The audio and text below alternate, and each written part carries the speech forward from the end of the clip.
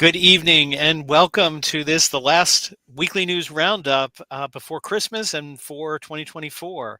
It is December the 19th, Thursday of the third week in Advent. I'm Brian McCall. I'm joined by my co-host Murray Rundus, and we have a great lineup of stories for you today. We have a mixture of things from the church and the world really going on this week. We're going to start off with a story about a tale of two bishops moving in two very different directions. One seems to be on a staircase to heaven or a bridge to heaven, and one, well, a staircase somewhere else. I guess we'll leave it at that. Then on our second story, we're going to talk to you about these bizarre reports of drones. No, I don't think it's Santa's sleigh. There's something going on though, and we'll let you know what facts we do know and kind of some of the thoughts of what may be going on in this story. Then we are going to turn to the UK. A very sad story in the UK. A little girl whose parents were convicted of her death, and the writer of this opinion piece basically says the problem, wasn't Islam, but homeschooling. And if they could just stop homeschooling, it would stop this horrible violence against children. So we'll tell you a little bit about that. Then finally, for our premium subscribers over at Locals, Bishop Lefevbre is finally cleaning up liturgical abuse. He's just buckling down. He's getting rid of this abuse. What abuse? Kneeling. So go over to Locals and you'll see how he's really rising to defend Catholic liturgical practice there. Sarcasm. It's lost in the modern world, but it's a wonderful literary device. But before we get into those stories, though, as always, we'll talk a little bit about the liturgy. We're in the third week of Advent. We're also in the midst of the O antiphons. You may be familiar with the song Veni Veni Emmanuel. That song is a sort of musical adaptation of the Vespers antiphons, which run from December the 18th all the way through, 17th through right before Christmas. There's a different one every day. And that hymn you may hear in Advent is, as I said, an adaptation of that. So they're very beautiful titles of our Lord, titles of the great King who is going to be born. But before we get to Christmas, we have a last Feast of the Apostle in the calendar year coming up on Saturday. You want to tell us about that? Yeah, so St. Thomas, a beautiful feast and a beautiful apostle as well. It is often forgotten about. I mean, and in some sense, we can make sense of that by seeing all of these other grand apostles that were evangelists to Europe. So, of course, we have St. John is well known, especially just because he wrote the gospel as well. All of the St. Peter, Bishop of Rome, but St. Thomas went to India, and that's really something. We have a video talking about what is going on in the Syro-Malabar Church. You can look that up on our Catholic Family News page, and this is where a lot of those Indian Christians find their origin, and it is of apostolic origin. Certainly, when the Portuguese arrived, they found all of these Christians there. They found, and there was some mixing of Nestorianism in the Church of the East, but there was Christianity that was still there, and it did have apostolic origins. They had an ancient liturgy. So St. Thomas managed to go all the way there, and of course he's also known for the Bible story as well, where it's something where it was a test of faith. And I think for all of us, we can find we can sympathize with St. Thomas, even though I think some people sort of put him down as doubting Thomas. At the same time, I think all of us need, in some sense, something tangible, something physical, which is why so many people love the traditional Catholic faith. They have something tangible. They have the beauty of the church. But our goal, as once we've converted, once we've become Catholics and we've really internalized it, should be to become more spiritual. And that's really the lesson we have, is that we can start really with that, from that material place, but we can delve deeper into the spiritual as well and become more like Christ, literally by entering inside of him. There's so much insight in the gospel stories there. So St. Thomas, a wonderful apostle. Definitely wonderful apostle, and we also have coming up before Christmas the Vigil of the Nativity, and I wanted to pause and just talk about the Vigil for a minute, because vigils are another thing that are being been destroyed in the new calendar essentially, and under the old liturgical calendar, the Vigil of Christmas, Christmas for which we get the term Christmas Eve, is a traditional day of fast and abstinence to prepare for the feast. And it's interesting if you look at customs that grew up around that. So my wife's family is Italian, and her Italian great grandparents who from Italy always had a tradition of eating 7 fishes, a meal. It was an important meal. The family would get together, eat these specific 7 fishes. And I was just talking to a gentleman who's Polish and spent some time in Poland, and he said there they had this tradition again of a meal on Christmas Eve, meatless, with not just fishes, but different vegetables and cheeses and fishes. But it was a sort of very ritualistic, traditional meal that the families would share, and then they would go walk down to the church to midnight mass. And it's funny, like about the generations now, like my wife's nephews, and they just, oh yeah, we should have the 7 fishes, but it's completely disconnected from the faith. It's not. The Italians did it because it was a day of fast and partial abstinence or total abstinence, and so you would have your one meal, but it would be a meatless meal. And it's interesting. We learned about that years ago, and we found tradition. We always adopted it, even though no longer binding in church law technically, as a practice. And it is really interesting how much more festive Christmas feels when you're all together as a family preparing the meat meal for the next day, but refraining on the day before. So we found it to be a good addition to our traditional Christmas customs. Obviously, we have the octave, which is just packed with great saints. We can't talk about all of them. We get Saint Stephen on on Saint Stephen's Day, the 26th. We have the Holy Innocents, Saint John, and Saint Thomas Becket, Saint Sylvester, who will close out the year December 31st. So it's just a packed liturgical calendar during the octave leading up to the circumcision on January 1st. So with that, a reminder announcement, as has been our custom for several years, we will not be broadcasting or recording a show next week during the Christmas octave. So we'll take a break. We will see you in 2025. So we wish all of you a very happy and holy Christmas then, and we'll certainly have a lot, I'm sure, stored up to to talk about when we get back. So. Definitely. So let's go on to our first story, A Tale of Two Bishops, Building or Burning Bridges. So this story really started by an article written on his personal blog by Bishop Joseph Strickland, who is the Bishop Emeritus of Tyler, Texas. He was summarily sacked by Pope Francis for essentially saying the emperor has no clothes, to put it simply, for his pointing out difficulties, problems, inconsistencies, errors, and Francis just dismissed him. And it seems he spent a lot of time praying, reading, studying.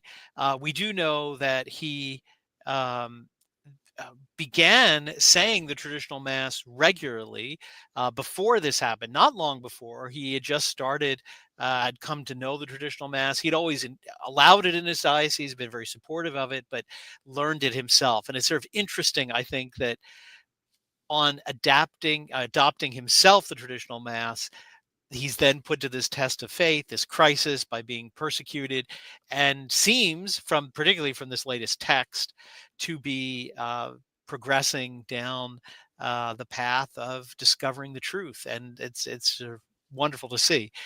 He uses in this article the metaphor of a staircase, and that the church is a staircase that connects heaven and earth. And in the metaphor, what he essentially says is that the staircase needs to be solid. The steps of the staircase are the sacraments. But what has happened is that the ape of the church has been tearing up parts of the staircase, essentially, is his thesis, and replacing them with man-made pieces. And that this is really what's led in his thesis to the crisis in the church. So I just want to read a few little parts from it. First, he sort of asked the question, did this crisis come from Vatican II? And he was alive. He was born the same year that John the 23rd was elected Pope. So he, although young, is a contemporary of Vatican II. And he has this to say. Um, about this issue. With Vatican II, a focused movement began to encourage the church to engage in dialogue with other denominations. Yet I have to ask, what was there to dialogue about? Christ gave us his church. It is clear now that it has been the logical progression of what came forth from Vatican II that we are now at the point where the Holy Father can make a statement like all religions are paths to God, and the majority of bishops and cardinals just nod, never saying a word. And then he goes on to quote the bull of Pope Boniface VIII, Unum Sanctam, which is one of the several ex cathedra declarations, extraordinary magisterial definitions of extra ecclesia nolla salus. Mhm. Really extraordinary to see a bishop from coming out of the conciliar church even referring to the doctrine. Um, he he basically says, this is not true, and he goes through several other quotations after that, and says the Catholic Church has always condemned this false belief. But then he goes on to make another connection. He says, quote, nothing was as damaging to the staircase, though, as the changes that occurred in the holy sacrifice in the Mass. It seems now much of the church asks with St. Mary Magdalene as she encountered the empty tomb, where have they laid him? Now, I don't know, he doesn't footnote it or say, but I immediately heard a reference in that to the prediction of Pope Pius XII that has been, famously quoted for many, many years. That Pope Pius XII said that he's worried about the message given to little Sister Lucy of Fatima about a great crisis in the church when the people will search for the little tabernacle light, not be able to find it, when the church, like St. Mary Magdalene, will say, where have they taken him? So I don't know if he's referring to that specifically or just happening to quote St. Mary Magdalene, but I wonder if he has read that. He goes on to say, returning to quoting it, the changes that the church has witnessed in the Holy Sacrifice of the Mass since Vatican II have left many unaware of where he is and of his loving sacrifice for all humanity, as belief in the real presence has fallen substantially.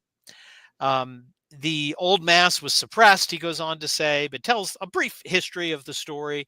After that Archbishop Lefevbre defended it. He was persecuted for disobedience, etc., for not saying the new Mass. He goes on to say that Lefevbre, consecrated 4 tradition-minded bishops, having it being a necessity to carry on his work. So he essentially defends the consecrations.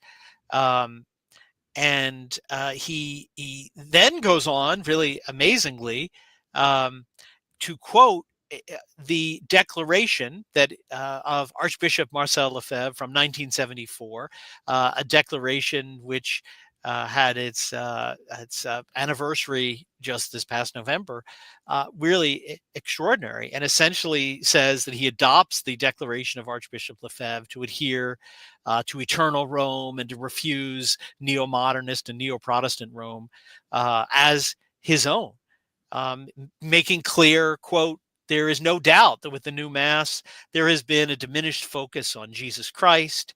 This has often been seen in subtle ways, but we have also witnessed drastic neglect of the real presence of Jesus Christ that rises to the level of blasphemy in many instances since Vatican II. So really extraordinary revelations of what he has really learned in this last year since his persecution.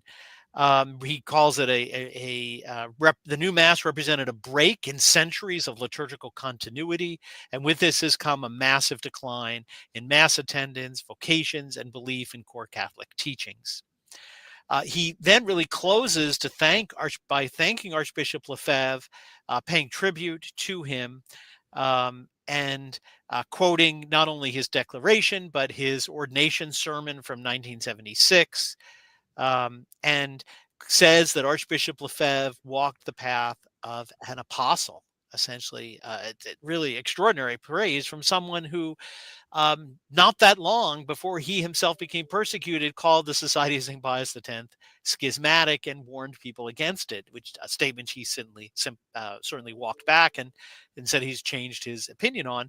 He now says that the Society of St. Pius X is not outside the church; they are in the church. He refers to our Archbishop Athanasius Schneider, who's done extensive study and concluded that everyone can attend their masses, their sacraments, without any concern, and he accepts this conclusion of Snyder. So it really is an amazing journey that he has undergone, which to me is not a surprise. If you, I think, adapt, you wake up to the liturgical change, your eyes are opened, and you see all that is going on with the church, seeing this ape of the Catholic Church drawing people away, leading to the drawing away people from their salvation. So, interestingly, not surprisingly, the Pope's splainers immediately appear to refute this. And good old Mike Lewis over at Where Peter Is, always count on them, publishes an attack on Bishop Strickland called Non Serviam and the Aftermath. And essentially, there's really no argument. I can't really extend the argument. It's essentially just a name calling ad hominem. First, he says Strickland went to pray at the USCCB, which he refuses to attend, and he had a small crowd. So he's just basically like, oh, he didn't get a lot of people. But then it just goes on, and almost every insult in the book, he basically calls him a schismatic, a heretic, a rebel. Just one after the other, without any argument, without any refutation. Again, Strickland goes through a very logical explanation. Here's what happened. Here's what's changed. All he can respond with is just a litany of insults, name calling, and pretty much that's it. Then he just sort of laments that everybody is just falling apart. I mean, again, instead of saying, there seems to be a real problem here going on, that the pontificate of Francis has brought things to kind of a new low. He just says, no, the problem's with Strickland, Crisis Magazine, First Things. I mean, on and on and on. They're all, everybody's a problem. It's all the people who are saying the emperor has no clothes, not the naked emperor, essentially. And then says, Francis has just been too lenient with these people. It's a shame he doesn't punish them more, which is just extraordinary. So this bishop, who is, maybe they're going to excommunicate him, who knows, after Vigano, but he's certainly been persecuted, and all he does is defend the Catholic faith. Meanwhile, another bridge builder, we've talked about him a lot, Bishop John Stowe, and he is the bishop of the Diocese of Lexington. We talked about him previously for embracing a transgender hermit and making her a monk, essentially, in his diocese. Well, he's received a big award. The New Ways Ministry has given him the Bridge Building Award for 2024 for his embrace of LGBT community and defending LGBTQ rights. And he joins the auspicious list of previous award winners, such as the arch-heretic Charles Curran and Reverend James Martin. Wow, what company. So if you essentially embrace the ape of the church, rip steps off, as Bishop Strickland says, and embrace the New World Order, you receive awards. If you recognize what Archbishop Lefevbre did, the traditionalist struggle, the crisis in the church, you're canceled. And that's really 2024 in a nutshell. I think the tale of these two bishops really sum up where we are in the church this time. Yeah, it's very interesting, Brian, because I think this is quite a big deal. I think this would have been a massive story even 4 or 5 years ago. But really what has happened within the traditional movement and within, sort of more sane Catholicism, people have accepted that many of the things that Archbishop Lefebvre had to say actually made a whole lot of sense. And you can also notice that the conversation has become a lot more realistic. And by that, I mean, it's not, and we're going to talk about this with the fourth story by looking at some of the reactions to Cardinal Cupich, but you'll notice this is not so much putting one document against another in a very academic form. Rather, Bishop Strickland is making a very practical, prudential argument in this article he has. You'll notice he says, well, look, many people in the church don't believe in the Catholic faith anymore, and the culture around us is diabolical. Where do those anti-Catholic teachings stem from? Where do these novel teachings stems from? Well, it stems from the hierarchy, which is citing Vatican II, and they're citing the new Mass and liturgical reform. So we can look back there. Well, who is the ones who are in charge of implementing this? Well, it is the hierarchy. Now, then the leap that I think some traditionalists that aren't a fan of Archbishop Lefebvre, where they might sort of freak out, is saying, well, that doesn't mean you have to follow the Society of St. Pius X. But I think Bishop Strickland, unlike what some traditionalists have done, he's made the common sense connection. He's noticed, well, if you actually believe that the problems stem from the Second Vatican Council and the new Mass, then you actually should live by that. And if that means having to consecrate bishops and having to have an irregular status for some time while still remaining faithful to all of the dogmas of the church, that might need to happen. And he's drawn that connection, and he said, this is what we need to do. Here is our model. Somebody who sacrificed much, was unjustly persecuted by the church. I think Bishop Strickland probably sees a parallel with his own situation, which was a completely unjust. I mean, some people might say he was asking for it. I think he's standing up for the faith here. I think he needs to be supported. And I think he sees a parallel with Archbishop Lefebvre. Suddenly, when you're not in the high and mighty status position, praised by everyone for look how fine you accept the Second Vatican Council, you're being very good. You don't accept you accept the one dogma that you need to accept, the Second Vatican Council. Once you're separated from that, once you're actually persecuted, now we can start freely thinking. And I think that's what Bishop Strickland has done here. And he's realized that when you question the one essential thing, which is, do we have to adhere to an ecumenical council, which is outweighed by even more infallible teachings and which is ambiguous in and of itself? I think once you start questioning that and questioning some of the post-conciliar liturgical reforms and some of the post-conciliar documents and how they've interpreted the Second Vatican Council, I think a lot of things start making more sense. And I'm very happy that Bishop Strickland has drawn these connections. As am I. And we'll just note in closing, the Society of St. Pius X has reported on this statement and has acknowledged again that this is a positive move and a positive statement, saying again the conclusion, he certainly learned a great deal, it seems, or discovered a great deal in his free time. Now maybe it's the worst thing from Francis's perspective he could do is free him from his other duties. But so, well, before we go on to our next story, I want to pause and thank Angelico Press for sponsoring today's program. They have been pretty consistent now, sponsoring every other week our weekly news roundup, helping to bring this program to you. They also have an affiliate program that they have involved us in, which means that if you use Catholic Family News as a promo code or go through our affiliate link, some proceeds of your purchase will be shared with Catholic Family News to support us in addition to their sponsorship of the program. And they also will give you some discounts and free shipping. So do you want to highlight, in case you want some last minute Christmas gifts or some reading for the holidays, they have a novel.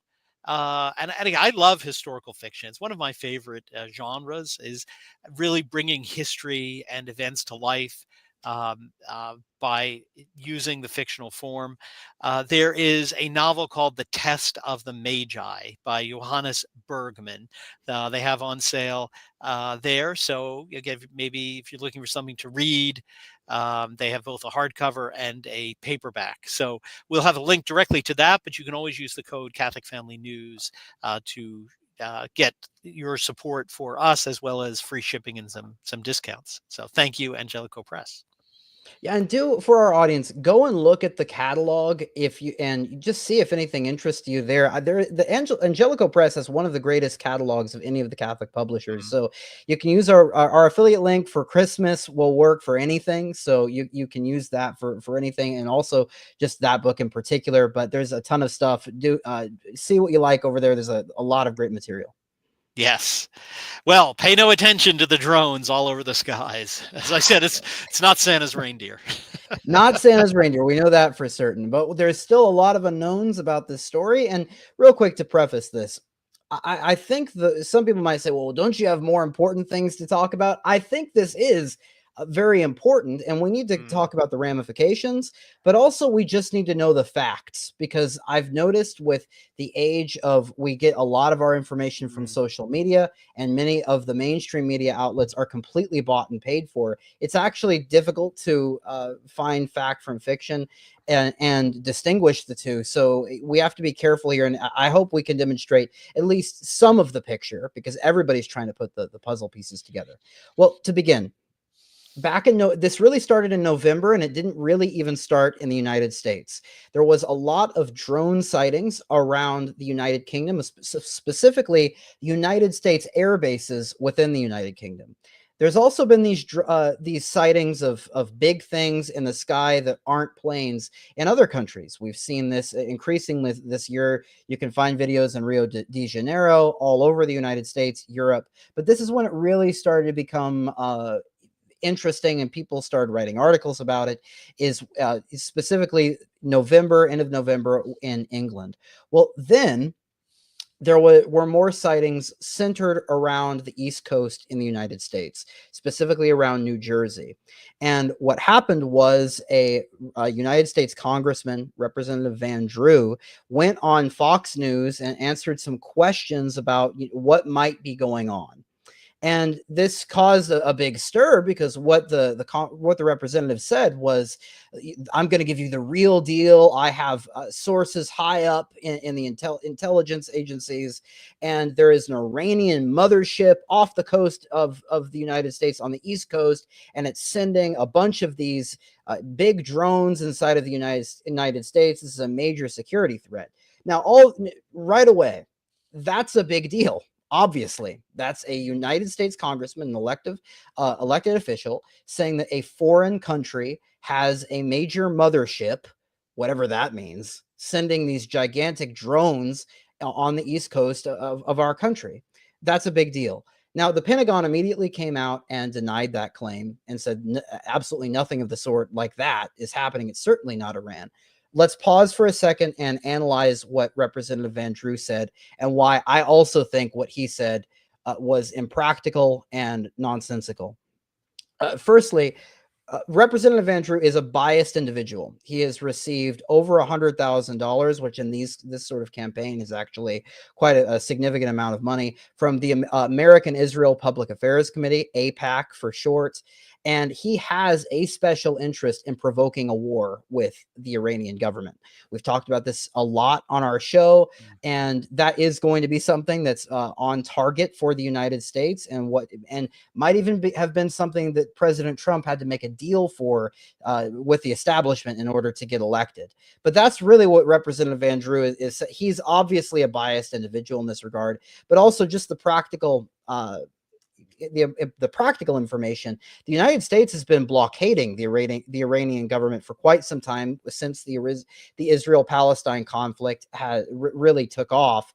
And what would have had to have happened is they would have had to sneak either some sort of submersible submarine around the entire United States Navy unnoticed, or have some undetectable gigantic mothership fly over to the East Coast. It's ridiculous. However, after Representative Van Drew said this, things started going crazy. Things went wild. So one of the things that happened was the local government officials said some things that were quite scary. They should raise some eyebrows. I want to play a few videos of this just so we can get the perspective of where they're coming from. One, if I could pick this up real quick, was this New Jersey State's representative talking about his concerns with the Homeland Security briefing on the drone situation. Briefly, here's what Representative Brian Bergen had to say. You were just inside. You walked out. Why? I walked out because it was worthless. It was the biggest amateur hour presentation I've ever seen about anything. Okay, it was ridiculous. There were no answers. Every question that was asked by a member of the state legislature, great questions, no answers, no resolution. They don't know where the drones are coming from. They don't know who's doing it. They don't know why they're doing it, but they say there's no credible threat. It was annoying. Real quick, and that's really the significant details there. This guy is no idiot. This guy, from my understanding, used to be in the military as an Apache helicopter pilot. So this guy knows what he's talking about, and he says they're not taking it seriously, and that's a big deal. He's a government official, and he's not satisfied with the questions that are being answered and the questions that are being asked. So automatically, that's going to raise some suspicion. There are also other things. One of the sheriffs came out and said that there was an officer, a real deal police officer, who reported and made a valid report saying that 50 drones came from the ocean, off the coast. They came from the ocean, were flying around, big drones. And all at the same time, you had people all over Twitter saying that and recording footage, some which can be identified as airplanes, some of which cannot, and it's simply unknown, asking these sorts of questions. Well, what does the United States government do? Well, not much. As many people know, John Kirby has been a complete embarrassment for this administration for a long time, but he came out and just delivered this completely ridiculous statement stating that this had to do with some sort of psychological phenomenon, mass hysteria on the part of the people. It was an obvious gaslighting campaign, and I'm surprised they even came out with something like that. So the government has been no help. If I want to play a brief clip from Donald Trump, just the ending of what he said, and if we can't get it, we can just describe it. Give me just a moment here. But and this should also go to show the real president of the United States isn't even doing anything about this. We have to deal with the president-elect. Here's what Donald Trump said at the end of his statement on this. We're not going to play the full thing. And they don't want to tell the people, and they should, because the people are really a little bit more, and they want to keep people in suspense. I can't imagine it's the enemy, because if it was the enemy, they'd blast it out. Even if they were late, they'd blast it. Something strange is going on. For some reason, they don't want to tell the people, and they should, because the people are really, I mean, they happen to be over Bedminster. Want to know the truth? They're very close to Bedminster. I think maybe I won't spend the weekend in Bedminster. I've decided to cancel my trip. Have you received an intelligence briefing on the drones? I don't want to comment on that. Have you been? So a quick thing at the end. This is odd. He's joking at the end. He says, "I'm not going to spend. I'm going to cancel my trip," and he did. He's not spending any time at his New Jersey residence. But he also, I mean, it's a kind of a strange thing. He's joking, but he has to do that for his own security as well. That's not a small deal for the president-elect to do. But also, he was asked if he had received an intelligence briefing, and he would not comment. And I imagine if he didn't, he would have commented. So I think we can suspect that he certainly did. A couple things on this that have been amplified, and then we can draw some conclusions. Well, there was a drone manufacturer, and this got many millions of views. This has gone viral. This is, I would say, now the standard belief. John Ferguson, who's the CEO of Saxon Aerospace in Wichita, Kansas, released a video where he said that he believes that there was lost nuclear warheads after the fall of the USSR, and that it's common knowledge, he says, within the military-industrial complex and this sort of business that these things went missing, and it's a big concern. And he is convinced that those drones were radiation detecting, nuclear detecting drones on the search for some sort of dirty bomb or some sort of nuclear material. The opposite perspective to that was promoted by another video that went viral, and many of our listeners might be familiar with him, Steve Skojec. Steve Skojec left the Catholic faith, but is still a brilliant writer, and he deserves to be in all of our prayers. And I think he had an interesting insight on this, saying that Well, why doesn't the Pentagon and why doesn't the United States government seem to have a cover story then? They seem to be completely blown out of the water by this. And I think that's an interesting point. So finally, here's what I think. Now that we know the facts, we know how a lot of these things happened. And look, this is a developing story today, even or I guess within the last 2 days, even though the FAA and the joint statement with a bunch of the government agencies said this has to do with people misidentifying stars or airplanes or civilian drones. Still today, the FAA did restrict drone activity and aerospace activity over much of of New Jersey and over the East Coast around significant air bases. They cite that this is what their partners, their industrial partners want them to do, but that's still a big deal. They're obviously taking this stuff seriously. Now, I think sort of pushing back on some of the ideas of what Skojec said. I think it's an interesting point to say, look, the government does seem to be caught off guard. But personally, when dealing with the deep state and dealing with these large government entities, I tend to attribute this to incompetence more than I do to malice on this scale.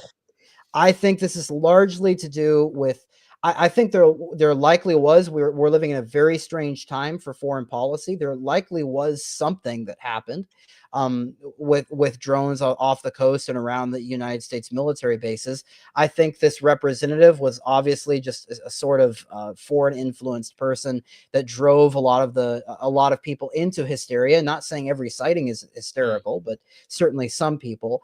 And I think at this point, it's just mass incompetence on the part of the government. I don't think we'll ever know what these sightings were. People are still seeing them to this day. But I think what this should show and what people should be realized, the deep state is utterly incompetent. It's full of people who are foreign influenced and trying to use anything, the fear of the American people just to try to get us into wars. And they have no idea how they would even deal with a real foreign threat on this country. So, Brian, what do you think? Do you have any No, do you agree with the incompetence narrative, or is there something else? Oh, completely. I agree that they're incompetent. Where the malice is, though, is they're incompetent because they're spending all their time, wokeifying the world or having, equity, touchy-feely sessions when it should be out defending the country, right? So the incompetence partly comes from their priorities are not to actually do their job, right? It's to push their political agenda. And to start foreign wars, so they actually miss when something's happening. Now, that being said, what they're very good at is taking their incompetence and then often trying to twist it and use it as a justification. And whatever this is, I thought it was telling the immediate reactions of certain people. We got to go to war with Iran. This is Iran. Let's go to war, right? Because it's sort of no great crisis should go to waste. No incompetency should go to waste, right? Whatever this is caused by or whatever it is, they, someone in the deep state will want to use it for some nefarious purpose. And, it really reminded me, this is really not a news story. Do you remember the balloons from a couple years ago? I mean, this is almost a replay of those balloon things that first the government it's not really happening. It doesn't exist. People are not really seeing this. I mean, these are stars. That was the best one, right?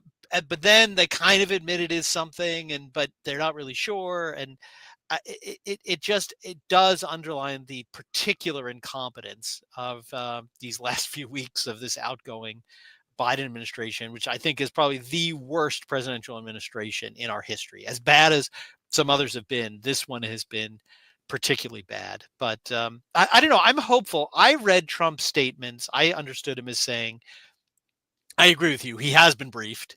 And two, he's going to tell us what's going on.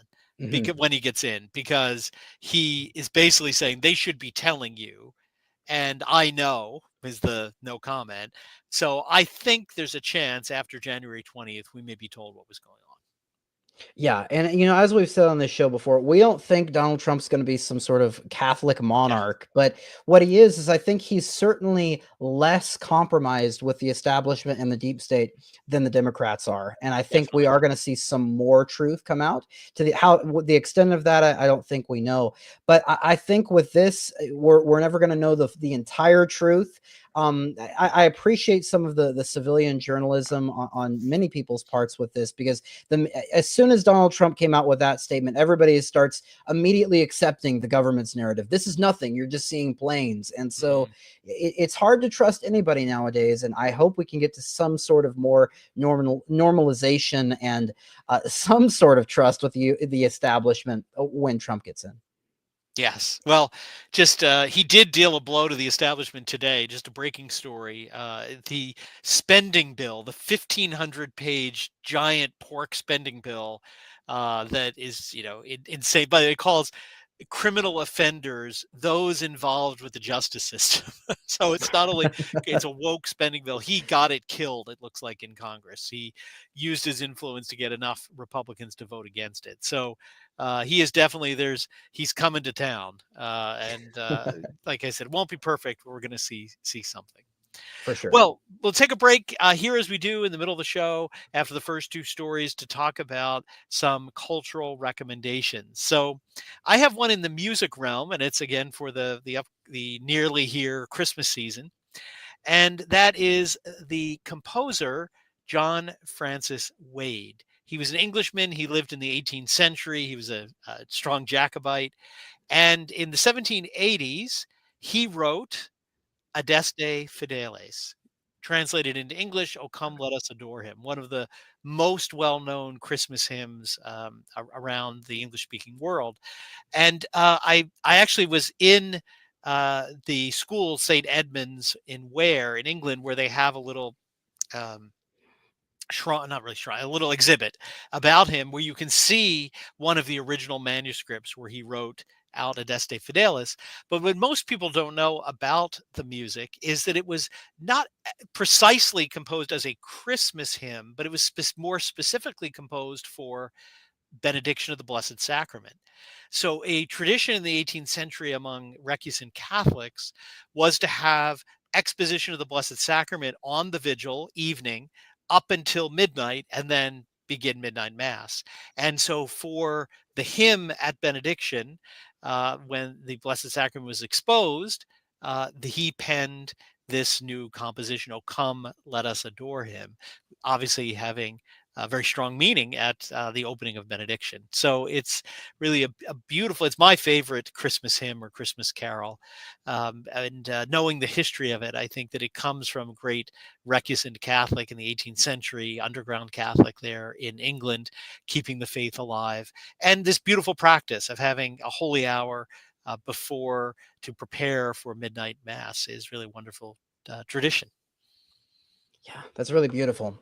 Mine, I don't think it's going to be as festive. There's probably a way you can tie anything into Christmas, but mine is a beautiful novel, probably one of my favorites. Just a fun novel as well.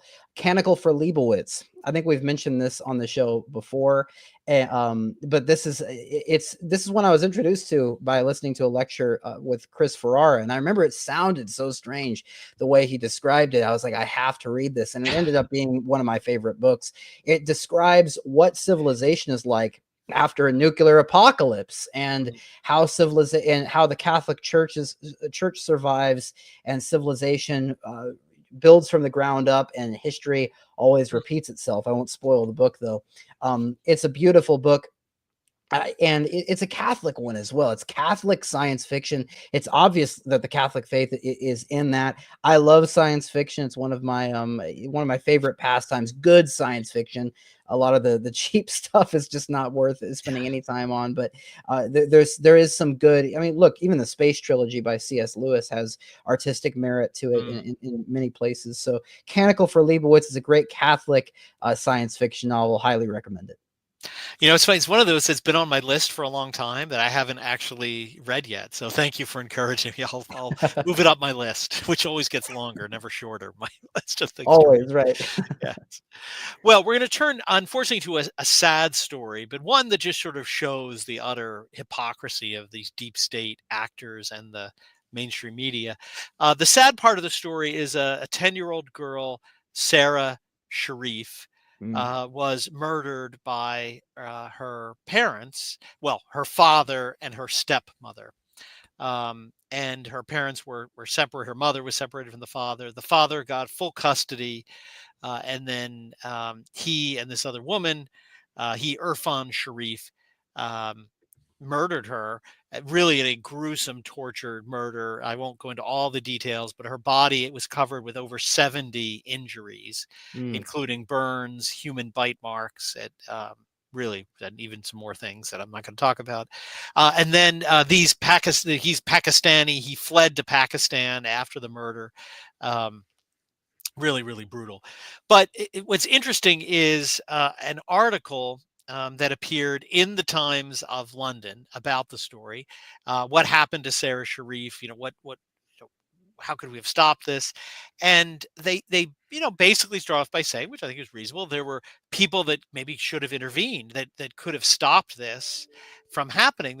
Why wasn't she protected against this really brutal man?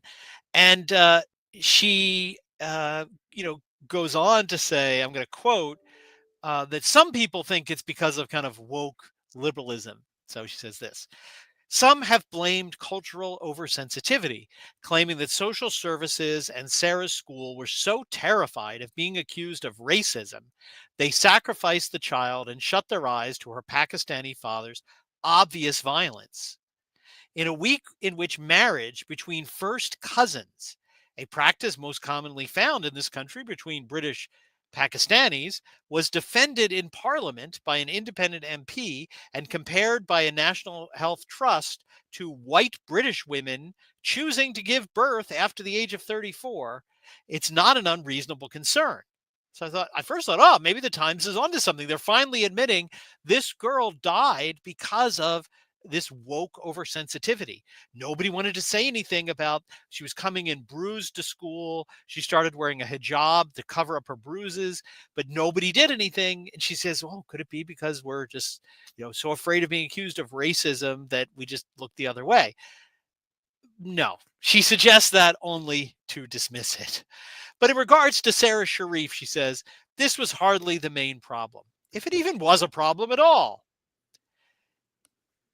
Wait, so you build a case that this is what was going on, but says no one flagged, quote, the weirdness, but it had nothing to do with over wokeness. No, what was the real problem? What caused her death?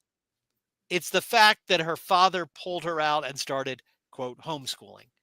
So this is just another shameless attempt to sort of smear homeschooling parents, Christian homeschooling parents, by saying this Muslim Pakistani, the whole reason we didn't catch that he was abusing her and beating her to death is because they homeschooled. And what does the Times article call for? That the Parliament needs to adopt a new rule that you need the government's permission to take your children out of a public school and begin to homeschool them.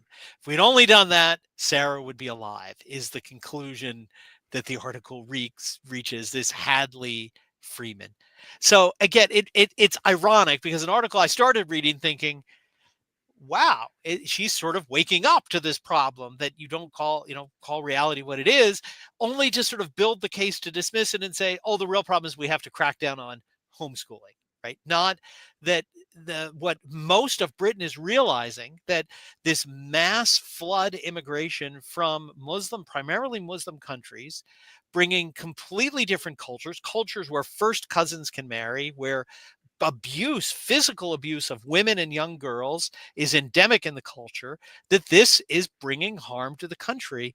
No, it's not that, not at all. Let's just use this to crack down on homeschooling. So just let's dig deeper with the problem that caused this. Is really, I was just extraordinarily surprised by the end. How somebody could be so aware to sort of see the problem, that it's obvious no one did anything because they didn't want to be accused of being anti-Muslim or anti-Pakistani, and therefore let this girl suffer, but then just cover your eyes to that and say, no, not the problem at all. And as I said, even after this sort of stunning Labour victory, it's pretty short-lived. A recent poll in the UK basically showed people are fed up already with this few months old Labour radically liberal government. that I think would take up this suggestion in the Times to require government consent to homeschool. And it looks like if they had the election today, at least by this one most recent poll, they would not win a majority. Important point.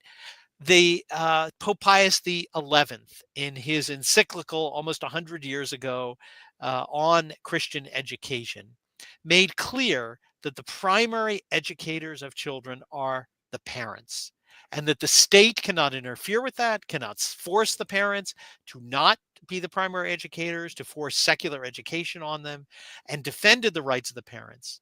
The only entity that which Pope Pius XI said has a right in education of the children that is, in addition to the parents, is not the state, but the church.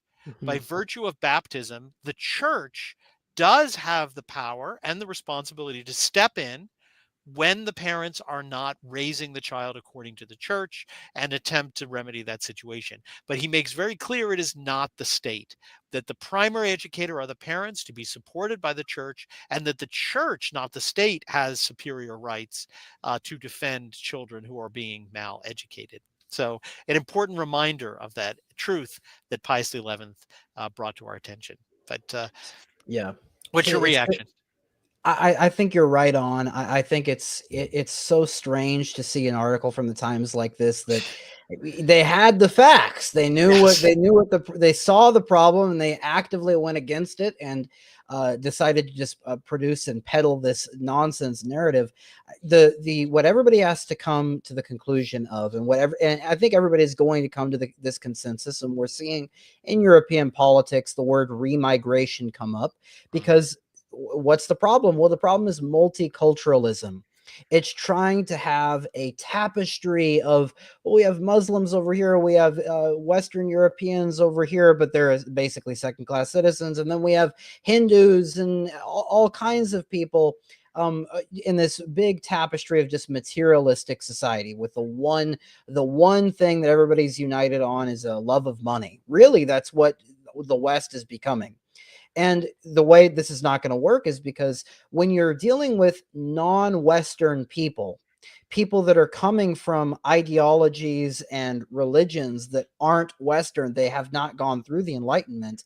When you bring over a whole bunch of Islamists and Mohammedans, they're not going to be okay with just living in an Enlightenment society. They're going to exploit it and then still have their barbaric ways in these states. So, this is completely unacceptable for Europe on a long-term basis, and it has to be put to a stop. And what we're seeing from the conservatives is in the United Kingdom, as in the conservative, the Tory party, certainly is not a good answer to this, which is just sort of, we need to be promoting meritocracy, a sort of meritocracy that has no regard for national identity. You see the same thing in the Reform Party in some cases. So I think Labour is going to be facing a major backlash. They had record low turnout, and they just won because everybody was fed up with the mismanagement of the Tories. But in the future, we're going to need a real movement that prioritizes faith, that prioritizes national identity and the family. And as you mentioned, that includes education. So not good for Labour, but I think the right wing, if we want to call it that, or just people that are traditional minded, need to get their act together. Yeah, the formerly conservative party, I would call the Tories. They're really, really bad. But we'll see. They need, maybe it was going to be Nigel Farage. I don't know. But they need a Donald Trump type disruptor. Brexit was their opportunity, I think, but they've kind of squandered that in many ways. That opportunity to break the dominance of the New World Order putting Boris Johnson in to implement Brexit was probably the reason for that. But in any event, we do really feel sorry for this young little girl who's a victim of this sort of Islamic violence, which is very inherent in much of particularly Pakistani Islamic culture. So, yeah. Well, that's our three stories here. If you're a Locals supporter. Stay tuned. We will continue with our fourth story on Bishop Cupich over at Locals just in a couple of minutes. But we'd like to thank all of you, though, who will be leaving us now, and our live viewers. Got almost 100 comments today. Thank you for that. I want to thank you for your support this year. Please do consider subscribing over at Locals. That really helps our apostolate go forward, and as well as gives you access to a lot of great written audio and video content. And we want to thank you for those who subscribe to the newspaper, which has been our main source of the apostolate, support of the apostolate for decades now. Before we do pray, I also want to stop and thank my co-host and our production manager, Mary Rundus. This year coming to an end has been, I think, an extraordinary year for Catholic Family News. He has done an incredible job launching so many new initiatives, bringing fresh life to the paper, recording so many great videos, not least of which, if you haven't seen it yet, an incredible video on missiles that was released yesterday, hand missiles. It's got everything, a little history of hand missiles, as well as a review. I have to say, several ones I've used lots of different missiles over the years. I go through different spiritual phases, the St. Andrews, Father Lassance, 62. But I've tried a lot of them and had different similar opinions, but there were even some new ones I wasn't familiar with in there. So I learned a lot, even having done a circuit around a lot of missiles. So definitely take a look at that video. It's just another great example of the wonderful work you've done, really bringing new life to Catholic Family News. So thank you for everything this year. Oh, no, definitely. Thank you very much. And thanks for our audience. We're going to have a great year coming up. We already have a lot of things in the works. So it's going to be if this was a great year, we had a lot of great content. We're going to have even more content next year. So stay tuned. Absolutely. Well, we will end this program and this year's set of programs as we do by praying to our Blessed Mother. In the name of the Father, and of the Son, and of the Holy Ghost. Amen. Hail Mary, full of grace, the Lord is with thee. Blessed art thou amongst women, and blessed is the fruit of thy womb, Jesus. Holy Mary, Mother of God, pray for us sinners now and at the hour of our death. Amen. Eternal Father, offer the cross of our Lord Jesus Christ and all the instruments of his holy passion, that thou may put division in the camp of thy enemies, for as thy beloved Son has said, a kingdom divided against itself shall fall. St. Thomas, pray for us. Our Lady of Fatima, pray for us. In the name of the Father, and the Son, and the Holy Ghost. Amen. Well, have a very holy and happy Christmas, and we'll see our local subscribers in just a moment. God bless.